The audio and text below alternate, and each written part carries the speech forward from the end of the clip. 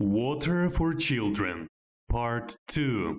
So, regarding our quest about getting water for Maasai tribes. First of all, I needed to understand where I'm going to bore a well. And I must admit that Maasai tribes were very honest to me, because in the beginning I came to one village and I intended to help them. But they said, okay, we're really poor people and we do have problems with water. However, for us it takes 3 hours to get to the source of water. The neighbor village has to spend 10 hours to get water, so you better go and help them. With that they gain my immediate respect. Because honestly, I don't know how many people would do the same sacrificing for their own people because they know that there is someone who is in bigger need than them. So I went to the village which they pointed at. There was a school and people said that in the surrounding villages in total there are about 1,300 adults. Plus, as it was revealed later, in the school there are about 500 or 600 kids. So in total about 2,000 people and the cattle. Of course I took with me the representative of the company who would be doing the works. Then some local administrator mayor joined our little delegation. I don't know why, but most probably to get merit points for this achievement. But I don't care much.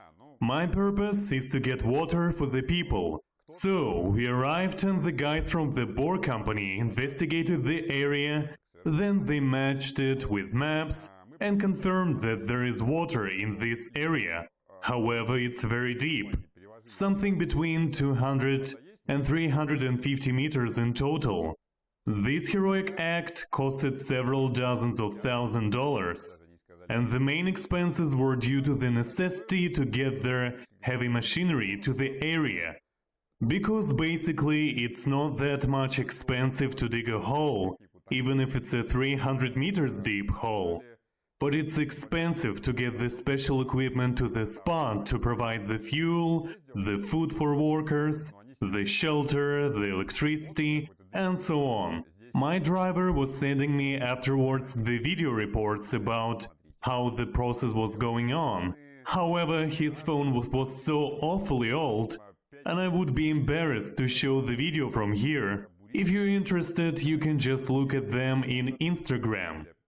So, as soon as everything was agreed, the guys took 50% payment in advance. And then I have been receiving the messages like, we were not able to make it today, but we are definitely going to start our work tomorrow, in 2 weeks, and etc. It's a common thing in Africa, so don't think that it's some special case. It's very regular and common practice. I mean, to delay work. I wasn't very much surprised. I'm quite used to this kind of attitude, since I have been living 20 years in Thailand. So there it's approximately the same. And of course, there are no penalties for late start of work in contracts. Because if you put this little requirement of starting your working time into the contract, nobody will sign it up. I appreciate though the efforts of my driver Emmanuel, who actually took a tent and spent all 5 weeks together with workers there. And he shared with me that there were quite a few cases when if it wasn't him who started to shout at them and encourage them to start working, the job would never be done. Of course, I paid him some money for that support as well. However, he was trying to refuse, saying that he is a believer, and he thinks that he will be awarded in his afterlife. The process, of course, wasn't going very much smooth. It took much longer than everyone expected, but that, as I said, had been expected as well, due to the features of local culture. And there was a problem with equipment, when in the middle of work some detail got broken, and we had to pause the work and ordered this detail, and waited for it, and go back to the city for it, and bring it to the village and mount it, etc., etc. But again, I have to say that it wasn't an attempt to get more money from me, because they never asked for additional payments. and fixed everything by themselves. The funniest moment was when they made a hole deep down 350 meters and sent me a message like, "Oops, seems like there is no water over there." There was the decision to make another attempt for the next 3 or 4 days, and if there is no water, they would have to go and look for it another place. Therefore, I would have to pay for all the procedure all over again. However, luckily to me, at the depth of 370 meters, they encountered the water deposits. I can assure you, it's actually a very deep well. As soon as the hole itself was ready, they had to set up the long plastic tubes, which would be the wall of the well. The first water which made its way up to the surface was very impressive,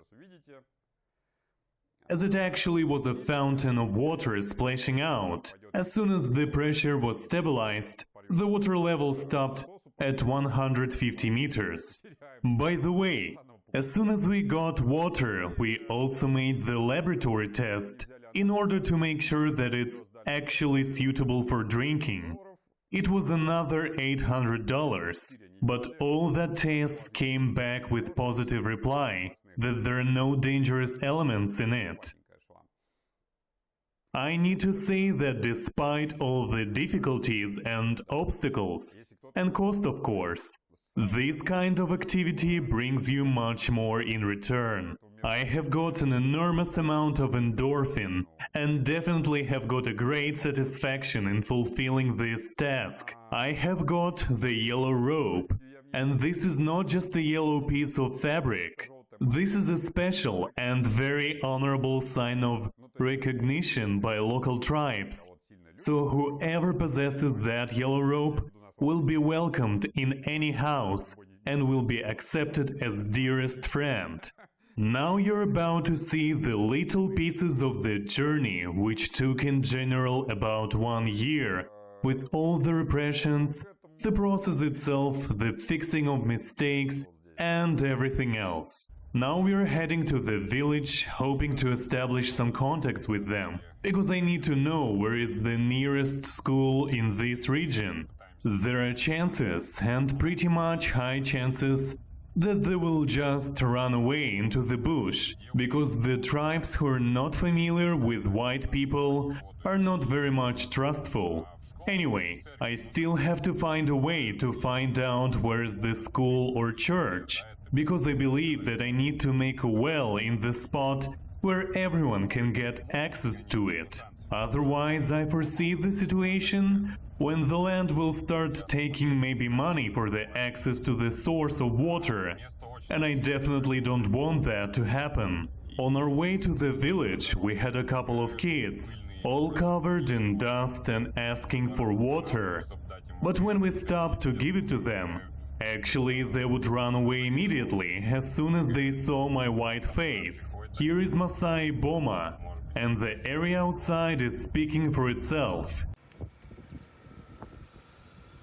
So you see, it's very dry here. So this is the typical Masai Boma, or the settlement. And I wouldn't say that it's a wealthy one, but it's definitely also not the most poorest one. And nobody is home. What does that mean? It means that all the men are gone to herd the cattle, and all the women are gone for water. And as it's not too late now, I can draw a conclusion that the water is somewhere very far away, if they have to leave the village before afternoon. After several months here, I can tell already what means what. Usually, if the women are in the village during the daytime, it means that the water source is somewhere nearby. But here there is no one much to talk to, except these little gods. So there is at least someone here. Look, there is a woman with children who is crawling out of the bush. Probably they ran away as soon as they saw unfamiliar face, hiding here just in case. Maybe it's a teenager actually. I can't tell from this distance. So my idea is to get the spot where nobody starts killing each other for the access to water, and nobody would be able to lock this access, demanding some money or other benefits for it. So my logic is prompting me that a school or a church might be such a place. So we need to start communication and find out where the nearest school or church is. Oh, it's a dog sleeping in the shadow of the tree. Hey, doggy.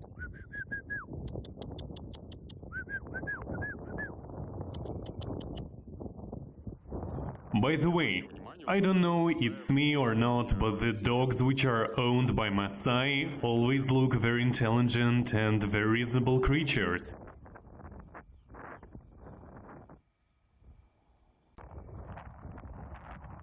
I wonder what takes it so long. Another interesting feature of African people is that they are very chatty. They always talk, and if they start they talk for a long time. In the meanwhile, I'm going to share some water with the local kids. Let me guess, they're going to run away. Yeah, that's it.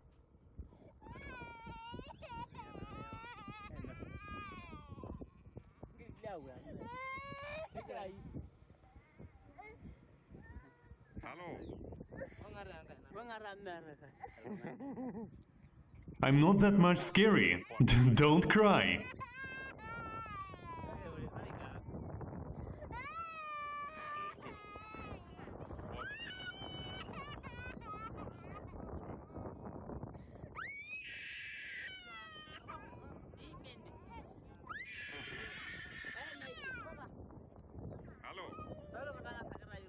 Look, that guy is a brave one. Did you see how he gave me his head so I would touch it? This is the way of respectful hello among locals.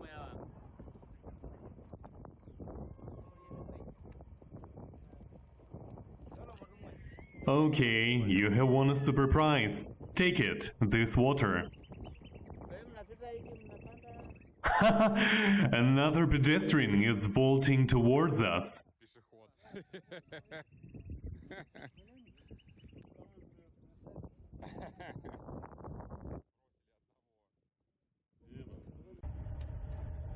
So, in this village, they honestly answered me that they do have problems with water, but it's not that much bad as in the neighbor village, and they told me to go there.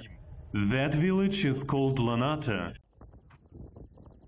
The road was quite long, however, we finally reached the local school. There are about 6 or 7 villages around that. In the middle you can see my driver Emanuel. He's wearing a blue shirt.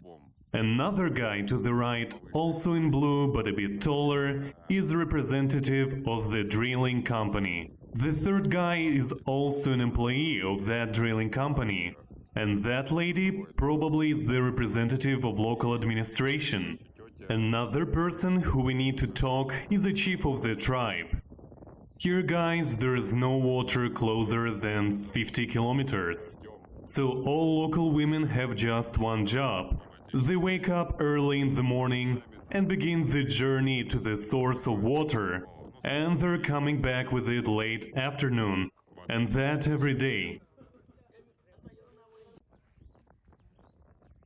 And despite my 5th or 6th request to finalize conversations and start actual work, we're still here and the guys are still discussing some interesting topics. Seems like they just can't talk the business and leave. They have to spend a couple of hours more just chatting about this and that. My driver seems to be enjoying that very much. He looks like a public speaker doing the TED Talks. Okay, stop talking, let's go. See? They just ignore me. Anyway, at least I have got the spot, and now they can start working. We still have quite a lot of water bottles left, and I'm going to give them away. The main problem that most of them just hide immediately as they see me. Hello, hello, Masai!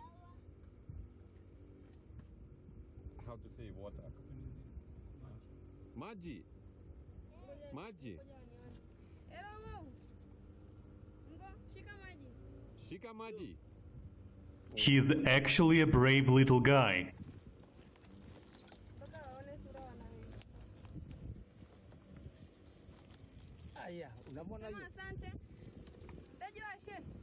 Bye bye.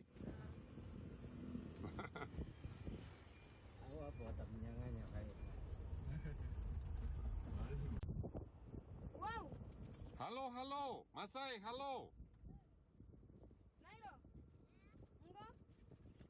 Now these are not that much brave.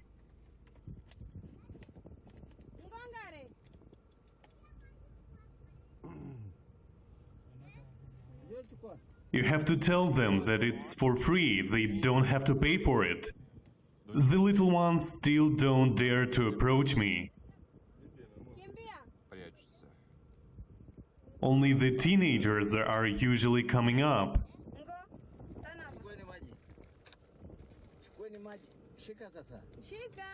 What? You have changed your mind? Передумал.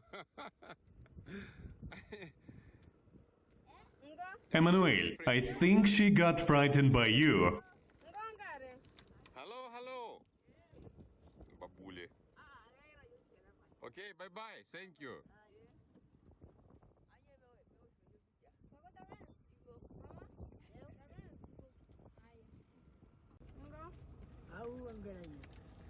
Okay, one more package for the respectable elderly gentleman. Осталось. Bye bye, thank you.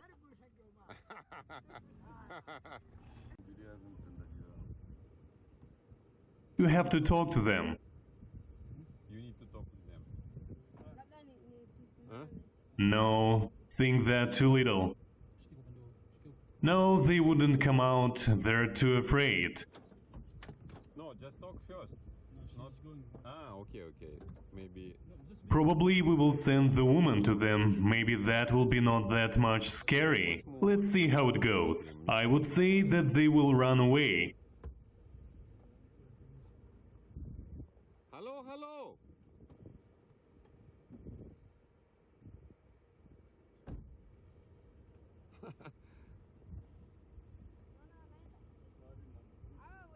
See? What did I say? You can't just leave water here. I think we will leave just water here and they will figure it out, what to do with it after we leave. They're actually little ones, like toddlers.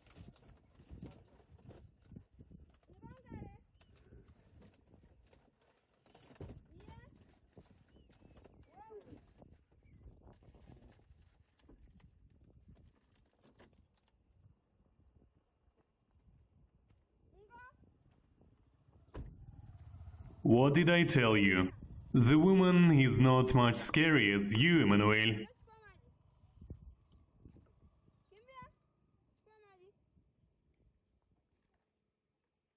Take it, it's all yours. Бегом.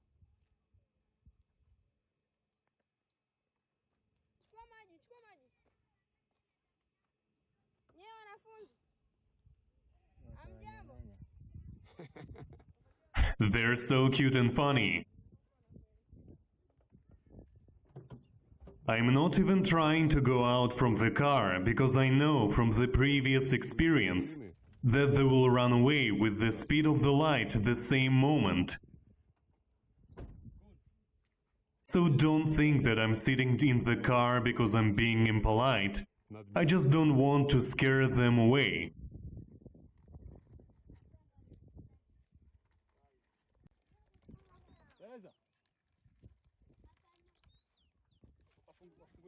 We can't actually help them, because they will run away the moment we come.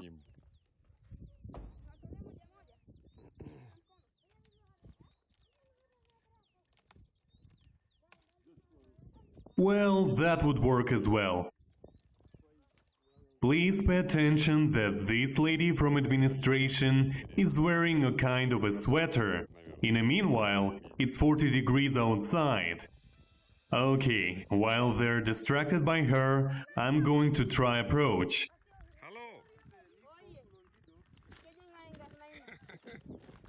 Hello. Enggak. Sayang dah. Yeah. Salimia, salimia mkono. Okay, I will not scare the kids away. Sana hapa ni wadogo hawezi kubeba. Hawezi kubeba.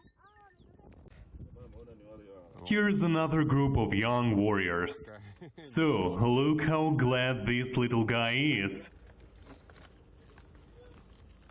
I bet not every child is that much happy to see the Christmas gift, as this Maasai kid is glad to see water bottle. And here you see what in Swahili is called kimbunga, or tornado. Quite decent and big one, I must say. Do you see these towers over there? They're actually huge. And you can also spot these little cars over there. Behind it, these are scientists who are doing the research.